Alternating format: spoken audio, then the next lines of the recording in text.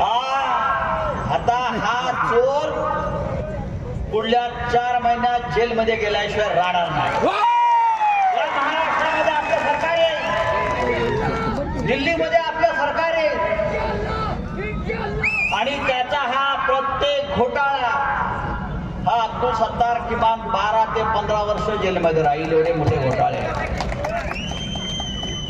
पण काय झाले आता, घोटाळा करायचा आणि भारतीय जनता पक्षात जायचं.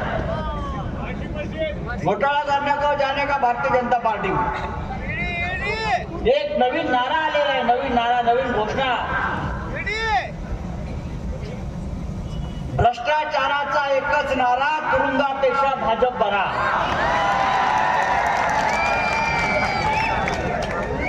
भ्रष्टाचाराचा एकच नारा, तुरुंगापेक्षा भाजप बरा. आज हा नारा अशोक चव्हाणांनी दिलेला आहे.